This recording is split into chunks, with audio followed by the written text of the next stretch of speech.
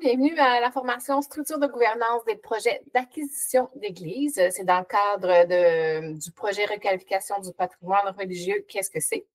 Dans le fond, aujourd'hui, on va regarder avec moi, on va explorer les différentes structures de la gouvernance d'un projet immobilier en économie sociale. En fait, vraiment plus spécifiquement là, pour les projets de requalification d'église, les exemples sont vraiment au niveau des églises. Moi, c'est Andréane Blouin, coordonnatrice à l'accompagnement au PCM, le pôle d'entrepreneuriat collectif de l'Est de la Montérégie. Des pôles, il y en a dans toutes les régions du Québec. Puis, dans le fond, nos organisations sont complètement dédiées au développement de l'économie sociale sur notre territoire. Quand on entend parler d'un projet, de la vente d'une église ou d'un groupe qui a envie d'acquérir une église pour la requalifier, c'est toujours des grands projets de grande ampleur. C'est toujours bien excitant. On est toujours très hâte d'avancer très vite. Par contre, c'est des projets vraiment de longue haleine. Quand c'est le temps de parler de la gouvernance, ce n'est pas ce qui arrive nécessairement en premier. Donc, nous, on a comme identifié quelques préalables importants avant de commencer à déterminer ça va être quoi notre gouvernance, notre modèle de gouvernance. Les préalables, on dit qu'il faut un groupe porteur identifié. On dit même qu'un groupe porteur là, avec plusieurs acteurs. Quand on a un projet d'église, c'est toujours bien d'avoir peut-être à côté de nous des représentants du milieu. On veut des élus, on veut la municipalité, on veut des membres de la fabrique, des organismes, des citoyens. Bref, on essaie d'avoir vraiment une diversité d'acteurs avec des gens qui ont envie de réfléchir à la vision du projet. Parce qu'il faut aussi déjà avoir d'emblée, avant de penser à la gouvernance, d'emblée une vision pour le projet. Qu'est-ce qu'on veut, dans le fond? Souvent, ce qu'on va voir, c'est, on va aller chercher c'est quoi les besoins dans la communauté. Puis là, les besoins, est-ce que c'est d'avoir un lieu de rassemblement? C'est ce qu'on va voir souvent dans le cas des églises. Des fois, il y en a qui vont dire, OK, non, nous, c'est vraiment sur le côté alimentaire. Mais bref, il faut commencer quand même à aller voir les besoins de la collectivité et de la communauté pour avoir une vision de projet. Et après, un autre préalable, c'est le modèle d'affaires viable. Quelque chose, je vous dirais, qui se travaille quand même en parallèle avec la gouvernance. C'est quelque chose qui n'est pas évident. Donc, c'est sûr qu'on veut commencer à avoir identifié, ça va être quoi les usages, ça va être quoi les revenus qu'on va aller chercher pour être capable de payer les frais fixes du bâtiment, soit le chauffage ou d'autres frais fixes possibles. Pour nous, c'est comme des préalables qu'on a identifiés, mais je vous dis tout de suite que c'est un processus qui est itératif. C'est une réflexion qui va progresser au fur et à mesure que le projet va se définir. Bien sûr, c'est très rare que dès le départ, on a notre vision, on a notre modèle d'affaires puis qui va rester canné comme ça. Donc, c'est quelque chose qui va évoluer avec le temps, puis il faut être prêt, dans le fond, aussi à cette éventualité-là. Donc, maintenant, si on rentre dans le cœur du sujet, les différents modèles de gouvernance, pour commencer, on a identifié vraiment 3 rôles possibles que les parties prenantes peuvent avoir dans le cas d'un projet d'acquisition d'église. Vous allez voir, là, après, ça peut être en fait quelqu'un qui a tous les rôles, mais souvent, ça va être des rôles qui vont être distincts. Donc, on a le propriétaire. Donc, dans un premier temps, on va identifier qui va être le propriétaire du bâtiment. Le propriétaire, lui, va être responsable de payer les frais d'acquisition du bâtiment, bien sûr, tous les coûts des travaux. Évidemment, il y a toujours les mises aux normes. Là, souvent, les églises ne sont pas nécessairement aux normes. Donc, le nombre de toilettes, peut-être le changer de chauffage, des réparations dans le fond majeur. Donc, il va être responsable du coût des travaux. Et aussi, en fait, il va être responsable du maintien de l'actif. Donc, c'est à lui justement de s'assurer que le bâtiment va rester en bon état. Les propriétaires, ça peut être les municipalités, ça peut être du privé, une coopérative, un OBNL, on a une fiducie d'utilité sociale ou ça peut être aussi sous forme de bail d'amphithéose. Après, on a le rôle de gestionnaire. En fait, le gestionnaire, c'est vraiment la structure qui va gérer le projet. Ça va être lui qui va vraiment, si on veut, qui va faire le lien des fois entre le propriétaire et l'occupant. Parce que ce n'est pas nécessairement le propriétaire qui va s'occuper des occupants, qui va louer les loyers. Souvent, on va faire affaire avec un gestionnaire qui va s'occuper, de percevoir les loyers, bien sûr, mais aussi d'animer le lieu. Dans les cas des églises, ça arrive, mais c'est rare qu'il y ait un seul usage. Souvent, il y a vraiment une vie communautaire qui va s'installer, il va y avoir plusieurs parties prenantes, on va même avoir, des spectacles, des programmations. Donc, le gestionnaire va s'occuper d'animer ce lieu-là. Et il va s'occuper aussi des aménagements intérieurs. Donc, le propriétaire s'occupe de la bâtisse, de l'extérieur, mais l'intérieur, souvent, va être géré par le gestionnaire. Donc, ça peut être géré par la municipalité, par le privé, par un OBNL ou par une coopérative. Et après, on a les occupants.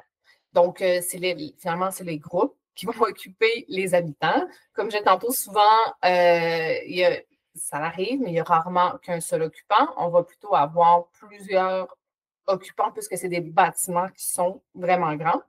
Donc, eux, finalement, ils vont faire comme la gestion quotidienne du lieu. Et évidemment, ils vont payer un loyer, ce qui permet aussi une certaine viabilité. Quand on a la capacité d'avoir plusieurs occupants, on en reçoit aussi un revenu comme mensuel. Donc, pour que ça se passe bien aussi à l'intérieur, on va avoir la présence d'un référent. Donc, peut-être qu'un des occupants, un organisme occupant qui va jouer le rôle de référent avec le gestionnaire. On va avoir des assemblées des occupants et on pense vraiment à une co-gestion interne. Si on va dans le concret, on a identifié, je vous dirais, environ 3 modèles de gouvernance qu'on voit souvent. La structure numéro 1, c'est vraiment 3 rôles distincts. Donc, on a un propriétaire qui est différent du gestionnaire, qui est différent des occupants. Le premier exemple, c'est quand même un exemple connu, le BIM, donc l'Église de Saint-Adrien. Donc, eux, le propriétaire, c'est une entreprise privée. C'est une entreprise de gestion de biens immobiliers qui ont vraiment une conscience culturelle et sociale. Donc, eux, c'est eux qui sont propriétaires de la bâtisse puis qui s'assurent du maintien de l'actif. Après, on a le gestionnaire qui aussi, dans ce cas-ci, le gestionnaire est aussi locataire-occupant, puis c'est le BIM. Le BIM, lui, a été créé justement. C'est comment ça s'est passé avec l'église de Saint-Adrien. Au départ, c'est la municipalité qui avait acheté l'église, c'est pour ne pas la perdre. Puis là, ils ne savaient pas trop quoi faire. Puis c'est après qu'on fait la démarche un peu pour aller chercher c'est quoi les besoins de la communauté. Il y avait vraiment un besoin criant, en fait, c'est la revitalisation de Saint-Adrien parce qu'on voyait, les jeunes quittaient, il y avait de moins en moins de choses qui se passaient. Donc, il y avait vraiment un objectif de rétention des jeunes. Donc, de là, qui ont créé le BIM, qui ont décidé de vraiment créer un organisme qui voulait le développement des entreprises culturelles. Donc, pour eux, il y avait toute la possibilité d'avoir justement de la location de studios, la location de services, justement de production audiovisuelle, puis même, ils sont allés comme beaucoup plus loin. Eux, ils voulaient être une place où finalement, qu'allait avoir lieu des tournages. Donc, autant au niveau national qu'international. Donc, eux, le BIM, qui a été créé vraiment pour occuper l'église, mais aussi pour gérer tout ça, toutes les locations de salles, après pour aussi organiser la programmation, s'il allait recevoir des tournages qui viennent de l'extérieur et toute la gestion du lieu. Et à travers ça, pour que le modèle d'affaires soit viable, il y a plusieurs occupants. Donc, le BIM qui est occupant, puis là, vous voyez la coopérative d'ingénierie Alcoop et d'autres. Ça m'amène vers un autre exemple qui est sur la même structure. On a 3 rôles distincts, mais en fait, je tenais à la présenter parce que la différence ici, c'est que le gestionnaire n'est pas un OBNL qui a été créé pour le projet en soi et n'est pas occupant. Dans le cas du centre et pavillon Notre-Dame, on a le propriétaire qui est la municipalité. Et on a le gestionnaire, en fait, c'est la municipalité qui a donné contrat à l'organisme vie culturelle et communautaire de Granby. Puis vraiment, eux, c'est un organisme qui fait ça, en fait, qui est spécialisé en gestion de lieux. On voit ça souvent là, dans le cas des municipalités. Des fois, ils vont donner à contrat la gestion de la piscine municipale. Bien, c'est un peu la même chose ici. Donc, on a la municipalité qui est propriétaire, qui désirait avoir une salle multifonctionnelle, un espace aussi d'apprentissage, parce que vous allez voir, les occupants, c'est le cégep de Granby. Donc, on a le propriétaire qui est la municipalité, qui a donné à contrat la gestion de ce lieu-là, qui, lui, dans le fond, son objectif, c'est vraiment de créer un milieu de vie, dans le fond, intéressant. Tu sais, au cœur de cette église-là, bien maintenant, il y a vraiment plein d'étudiants parce que vous voyez qu'un des occupants qui occupe quand même un peu plus de la moitié du lieu, c'est le cégep de Granby. Le cégep de Granby avait besoin d'agrandir, donc on a vu un besoin, ils cherchaient un local, donc on est allé les chercher. Puis eux, ce qui est intéressant, c'est qu'on signait un bail de 25 ans, ce qui assurait quand même un revenu intéressant. Là, on parle de 75 000 par année là, dans le temps que ça a été signé, donc là, ça a été indexé depuis le temps. Donc là, on voit quelque chose d'intéressant, on a quelque chose de viable, on a des revenus assurés, on a une vie, dans le fond, qui est là parce qu'il y a vraiment beaucoup d'étudiants qui vont circuler dans ce lieu-là. Après, le gestionnaire, bien, dans les locaux, il va organiser des cours de yoga. On a aussi un marché. Donc, bref, c'est ouvert aussi aux citoyens. Donc, c'est un beau projet avec une belle pérennité. Donc, maintenant, si on regarde une deuxième structure de gouvernance, en fait, ça va être une entreprise d'économie sociale qui a les 3 rôles. Donc, Une entreprise va être propriétaire, gestionnaire et occupant, mais sans espace excédentaire. Donc, il ne va pas avoir de location, ça va être vraiment eux qui vont occuper l'entièreté du lieu. C'est quelque chose qu'on voit dans le cas de plus petites églises, bien sûr. Ce modèle-là, ça m'amène aussi à parler des deux cas de figure quand c'est le temps d'une requalification. C'est soit que l'église est à vendre, puis là, on va chercher un nouvel usage, on va regarder c'est quoi les besoins, etc. Ou des fois, on peut voir que c'est plutôt une organisation ou une entreprise qui a déjà un projet puis qui cherche un lieu. Ça, c'est le cas justement du Cab Sutton. Il avait son projet La Maison des Générations, puis il cherchait un lieu et l'église s'est vue disponible.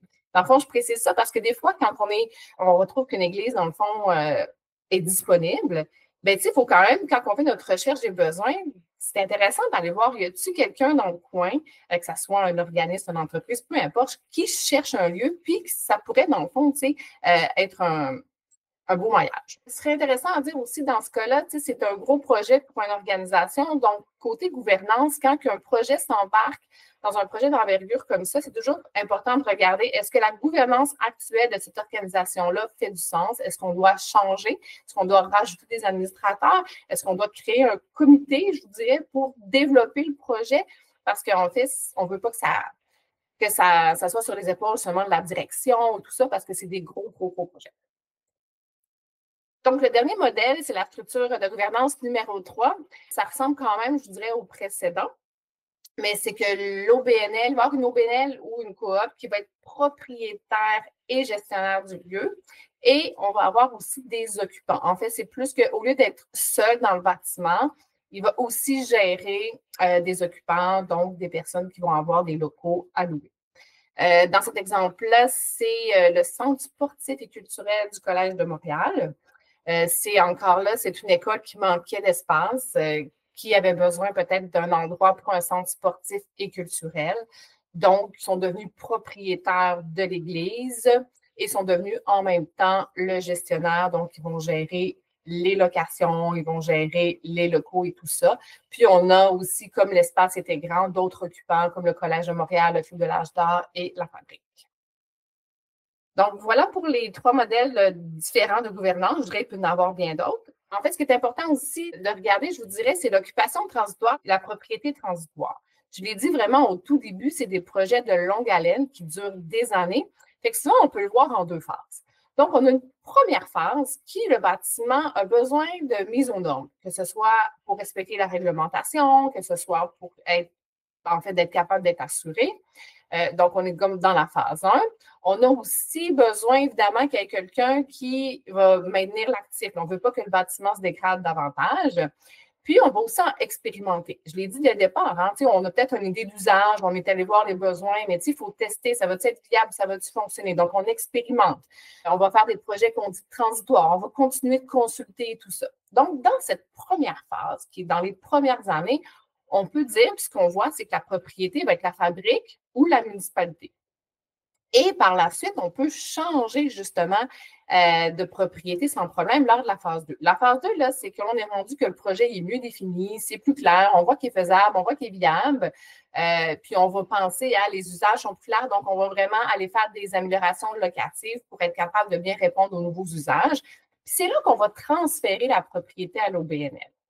Pourquoi on voit ça souvent? En fait, c'est simple parce que un OBNL, on l'a vu dans les cas précédents, qui est créé spécifiquement pour le projet, mais en fait, je vous dirais qu'ils sont peut-être fragiles pour commencer à supporter tous les prêts. En fait, c'est difficile finalement là, parce que tu vas chercher plusieurs, oui, subventions, puis encore là, c'est très difficile si tu n'as pas d'historique et tu as un nouveau OBNL.